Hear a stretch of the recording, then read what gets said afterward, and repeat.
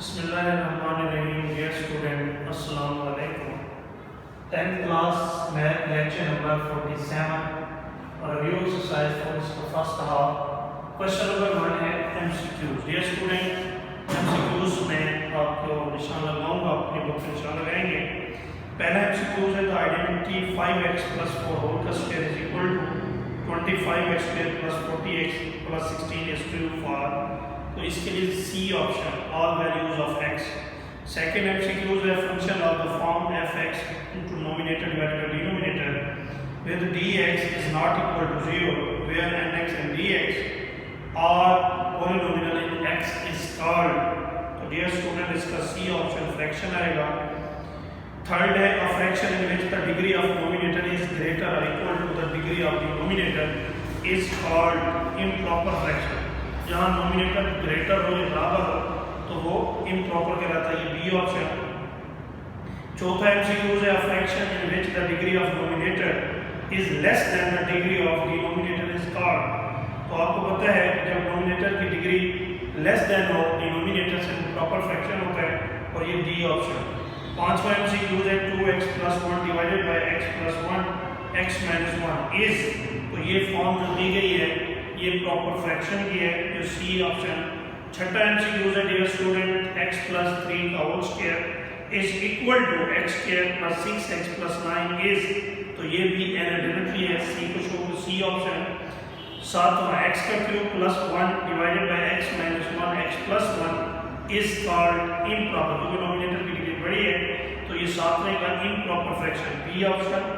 आठवां partial fraction of x - 2 divided by x - 1 x + 2 are of the form, तो इसका कौन सा ऑप्शन होगा? पहला, a और x - 1, b और x + 2।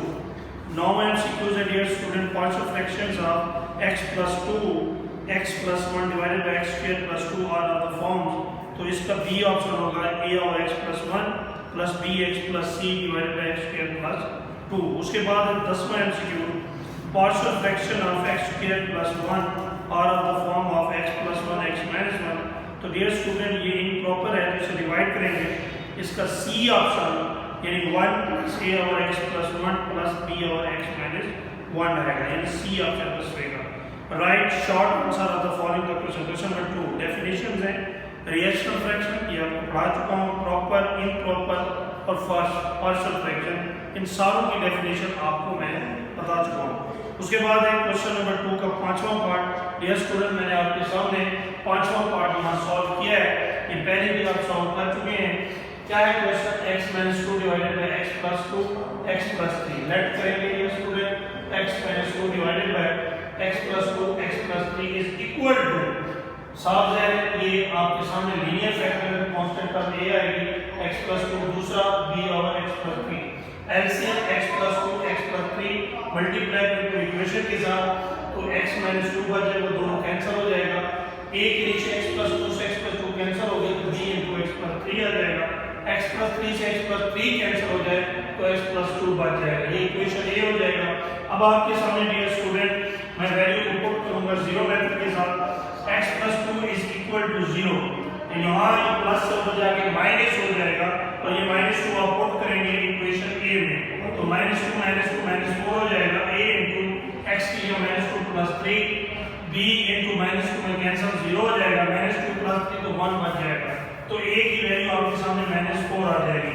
Put x + 3 is equal to 0, ये प्लस से उधर जाके माइनस हो जाएगा इन इक्वेशन a, तो ये -3 -2 हो जाएगा, -3 + 3 कैंसिल 0 हो जाएगा, -3 में से 2 को कैंसिल निकाल दें तो -1 बच जाएगा, -, कैंसिल, तो b is equal to 5।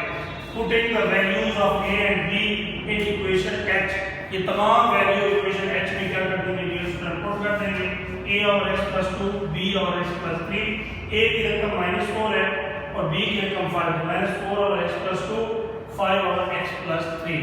Dear student, ये आपके सामने मैंने रिव्यू एक्सरसाइज के हाफ एक्सरसाइज सॉल्व किए और इंशाल्लाह इससे आगे फिर चलेंगे। Thank you.